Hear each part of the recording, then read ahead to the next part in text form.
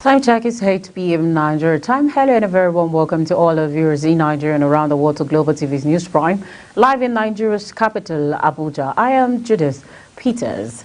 Education Minister Terry Mamman and the Minister of State for Education Yusuf Tanko Sanunu have said that the most potent way of tackling out-of-school children phenomenon is to give adequate attention to adult education, emphasizing the educated adults are more prone to educating their children. Speaking today at a briefing section with the leadership of the National Commission for Mass Literacy, Adult and Non-Formal Education, Terry Mamman said one of the fundamental ways to deal with the ever-increasing number of out-of-school children is to educate the parent, adding that an educated parent is more likely to educate his or her child. Briefing the two ministers earlier, the Director General of the National Commission for Mass Literacy, Adult and Non-Formal Education, Simon Akpama, told the ministers that investment in the adult education subsector has been the potential of not only improving the overall literacy level of the country, but will also drastically reduce the number of out-of-school children in Nigeria. As well, the sectoral debate bill to commence today, Thursday, at the House of Representatives have been postponed owing to the failure of the service chiefs to appear in person for the event. Invited to take the floor on Thursday were the service chiefs made up of Chief of Defense Staff, Chief of Army Staff, Chief of Naval Staff, Chief of Air Staff, and the Inspector General of Police. However, rather than appearing in person, the service chiefs sent representatives, a development that infuriated the lawmakers who arrived at the chamber in the early hours of the day. Shortly after introducing themselves, Deputy Speaker of the House of Representatives Benjamin Kalu, via a point of order, drew the attention of the lawmakers to the fact that the service chiefs were invited to appear in person and not in person. They subsequently moved a motion praying the House not to entertain presentations from the representatives of the service chiefs. Sustaining both the order and the motion, Speaker Abbas sent the guests away and directed the service chiefs to appear before the House on Tuesday, November 21st, 2023, for the commencement of the debate. As well, the Senate on Thursday confirmed the nomination of Dr. Aminu Maida as the Executive Vice Chairman of the Nigeria Communications Commission. Its confirmation followed the consideration and adoption of a report submitted To that effect, the Senate Committee on Communications, which screened the nominee on Wednesday, the committee chairman, Aliyu Ikra Bilbis, PDP Zamfara Central, while presenting the report during plenary, said Maida's nomination was in accordance with Section 8, Subsection 1 of the Nigeria Communications Commission, NCC Act 2003. He said that during the screening exercise conducted for confirmation of Maida's appointment on Wednesday, the committee found him worthy of the appointment. In a bid to promote unity in diversity, equity, and inclusivity in Nigeria, guest speaker led by Dr. Muazu Babangida at the 4th Nnamdi Azikiwe Annual Award Lecture 2023 admonished citizens to imbibe the patriotic principles and character of the nation's founding fathers as a panacea to curbing the ills. Speech, the Director General of Nnamdi Azikiwe Memorial Lecture, Chineme Onyeke, called on the federal government to take ownership of institutions named after the late national hero. We hereby repeat ourselves to the federal government under Excellency President Bola Ahmed Tinubu to approve to us a land space here in Abuja to build a management center and a befitting Zik Center for national unity. Our group that intend to reach out and partner with the government of President Bola Tinubu through his Honorable Minister of Federal Capital Territory. Our second request, and most important request, is for the federal government to take over the management of Zik's Onui Heaven heritage in Nsukka, Enugu State. When the Board of Trustees visited the Onui Heaven Nsukka last month, led by the national patron, Professor D.U. Opata, the delegation literally wept at the state of abandonment of the residents. Former Governor of Niger State, Dr. Babangida Aliyu, and the Sultan of Sokoto, Muhammadu Sa'ad Abubakar III, who was represented by the Emir of Wase, admonished Nigerians to cultivate the principles of Dr. Nnamdi Azikiwe, who fought for the dignity and unity of the country, regardless of his place of birth. One is the foremost Nigerian, foremost politician, the best that Nigeria had produced. One at the beginning, Zik wanted one Nigeria. While other regionalists or other people who are describing Nigeria as a geographical expression, he was saying he was for one Nigeria. What our forefathers have done, it seems that we have derailed from it.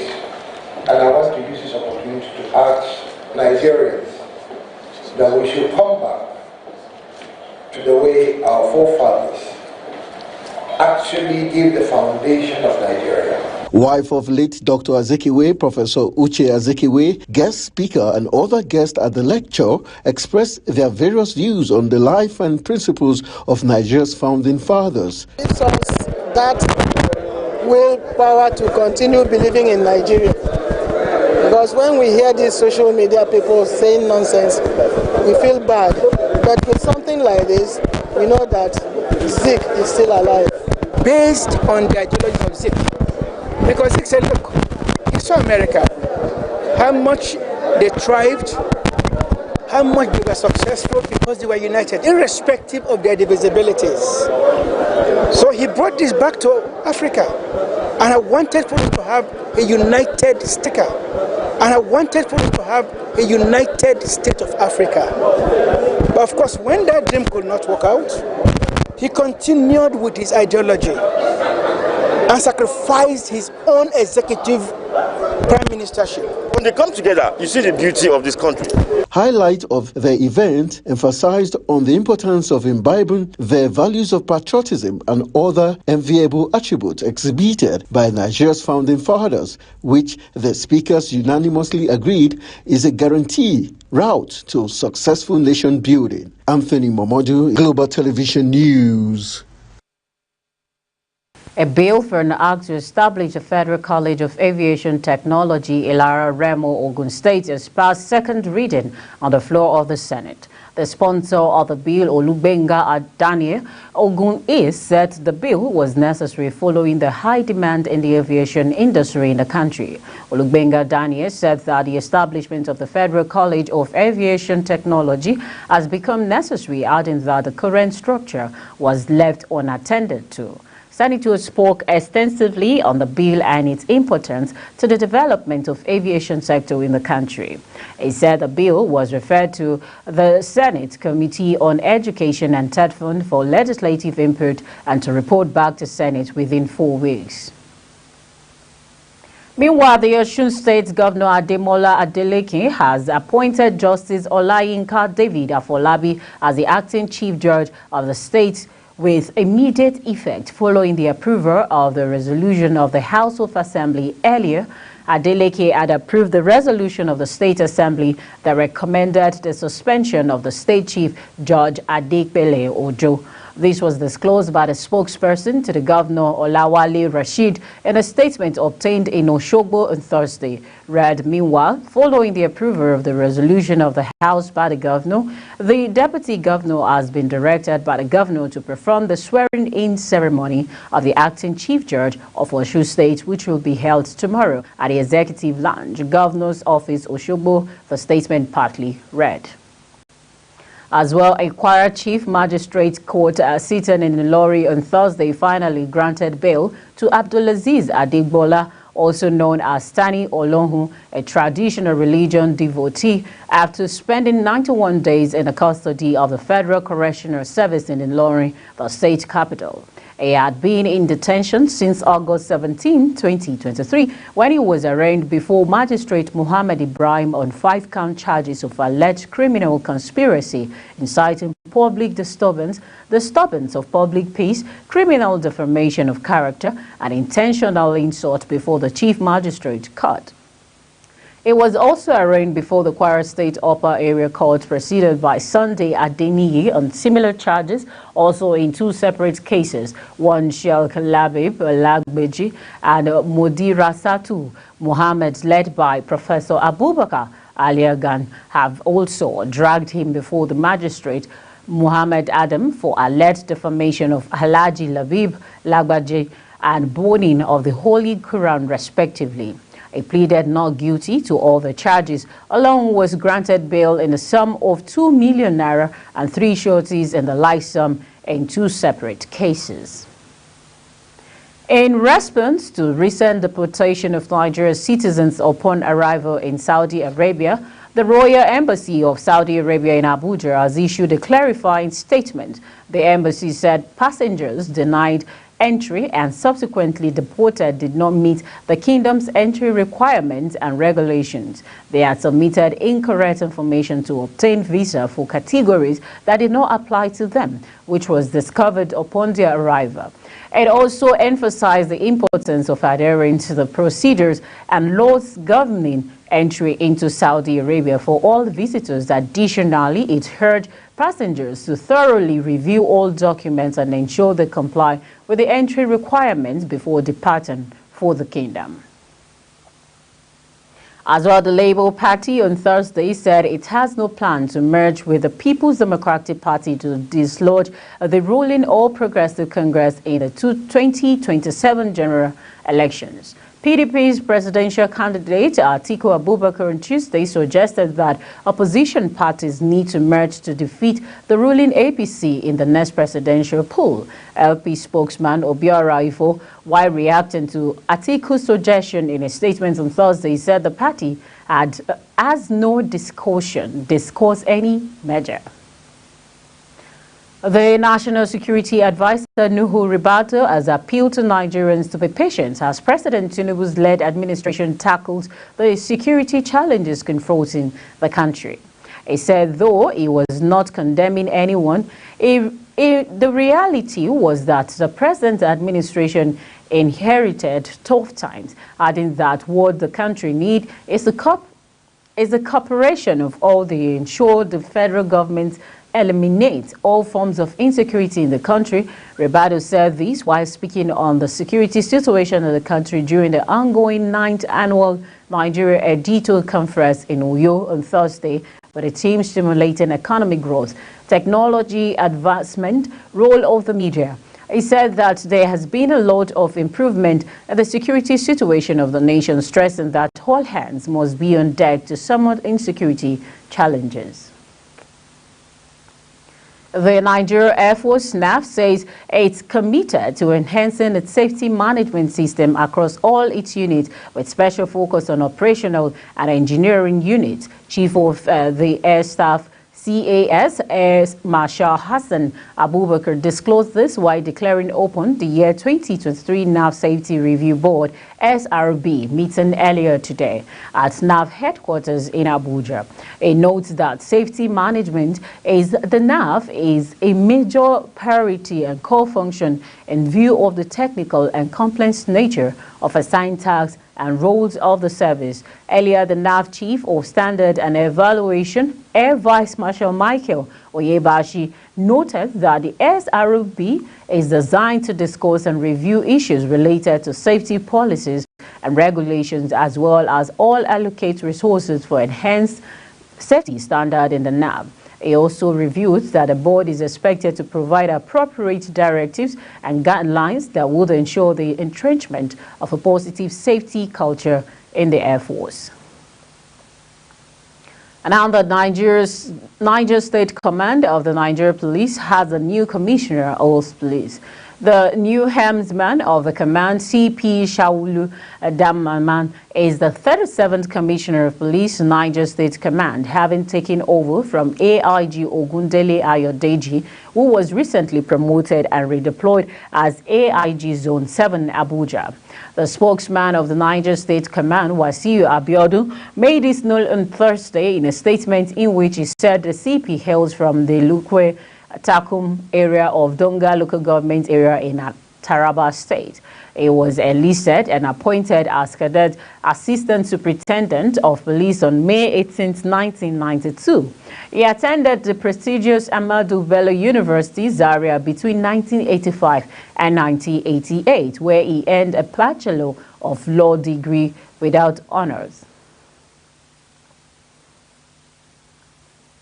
The Citizen Advocacy Group of Mental Health Nigeria, in a press conference on mental health integration into universal health coverage, is calling on the National Health Insurance Authority, NHIA, to include mental health in its guidelines, ensuring that Nigerians have access to affordable and quality mental health care. Global TV's Fozia Lukman completes the report.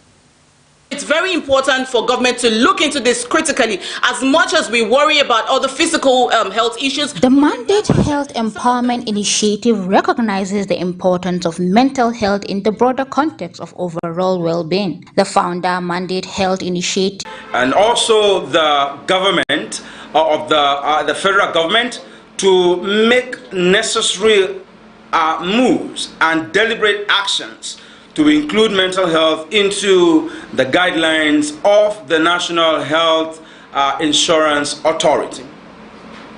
It will also interest you to also know that these have a way of increasing access to affordability and equality of mental health care. Speaking further, Dr. Sa'adat Adam, founder of Secure the Future International Initiative, called on the federal government and all health agencies on the inclusion of mental health.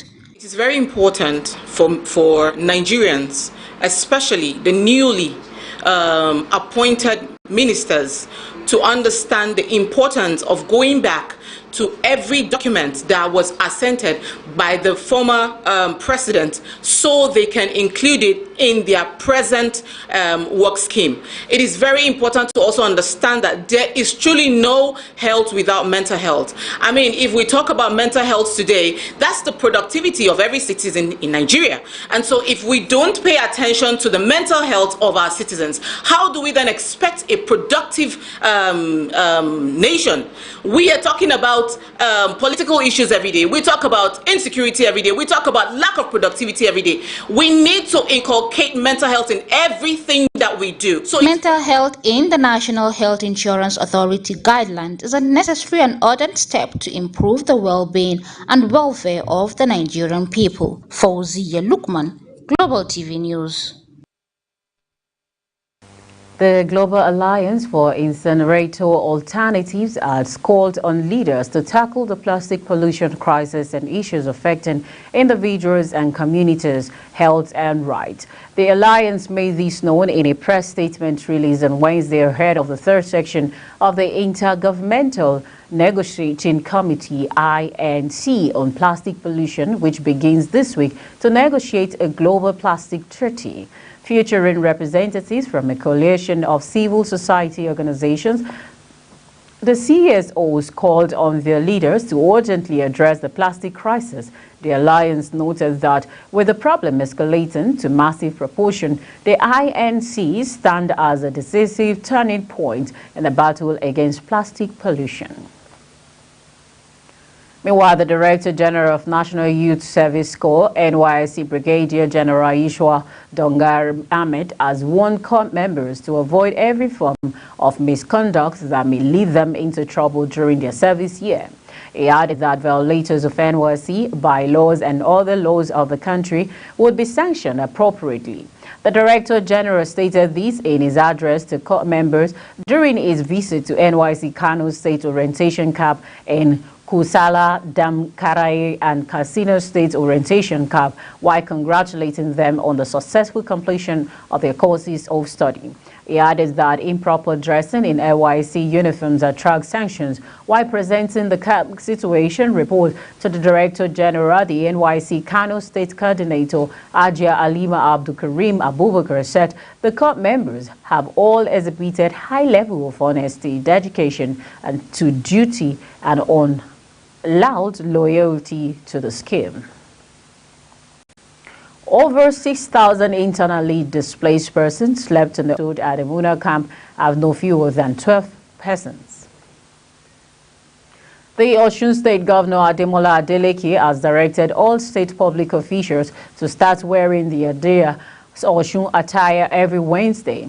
The directive, which aims to boost the industry and enhance the cultural strength of the state, bound on all public servants of the state, including the State Executive Council, Special Advisor, ministers, departments and agencies, among others. The development is made known in a communique issued on Thursday by the state's head of service, Ayela Ayano, and signed by the governor's spokesperson. They urged the government and security agencies to urgently address the crisis. According to NAN, Calabar has faced almost daily abduction targeting professionals like doctors, lawyers, professors, and government officials. The Nigerian Medical Association called off a fourth strike over the kidnapping of Professor Ekenem Ephraim, a neurologist held captive for 115 days since July. You're watching Global TV's News Prime, coming to you live from Nigeria's capital, Abuja. We're on StarTimes, channel 276. Kindly follow us across our social media platform using a Global TV and G and other handles now showing on your TV screen. And when News Prime returns, African marks 24th YD Week in Abuja.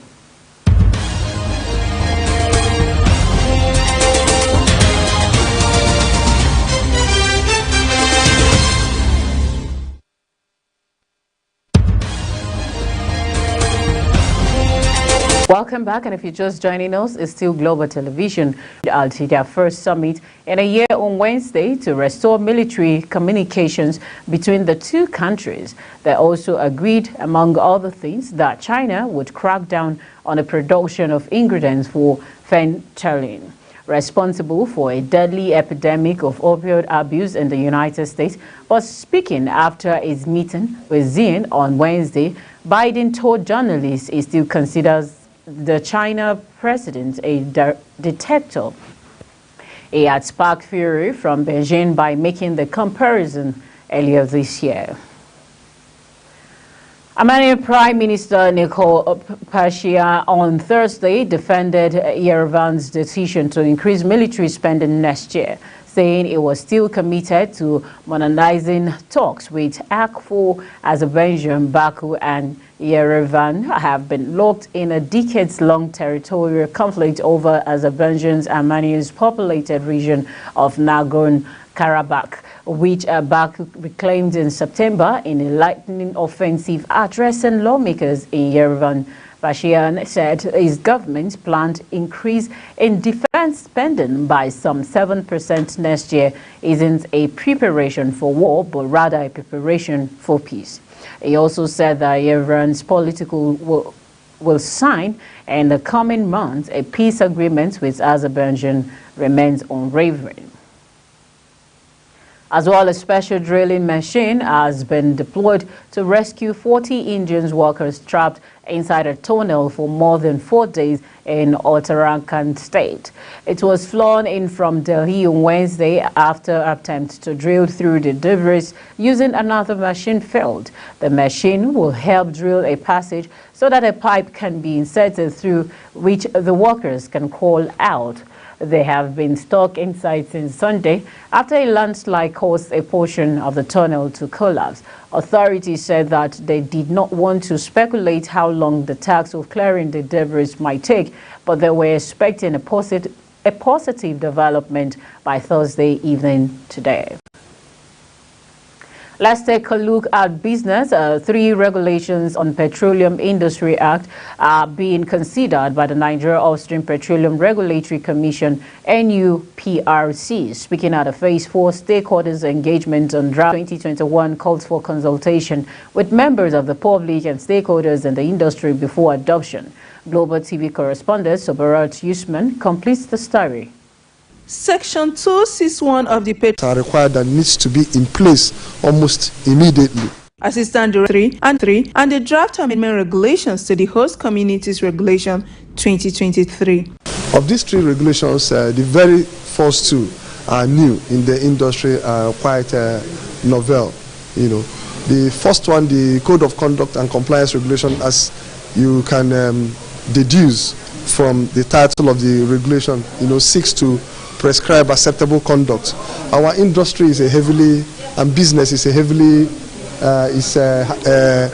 regulated one, where very strict rules are followed because of the type of risk that is involved generally in the business of petroleum operations. He said because licenses and leases under the old PIA are still in operation, there's an ongoing dual regime. He explained that due to this, a harmonization regulations needs to be carried out to enable the regulator to tell which aspect of the PIA that will be applied generally and which to be applied in preserving the rights of licenses and leases that have not converted to the new law. Swabra Usman, Global Television News, Abuja. Nigeria inflation continues to defy global trends, setting a new multi-decade of 27.5%.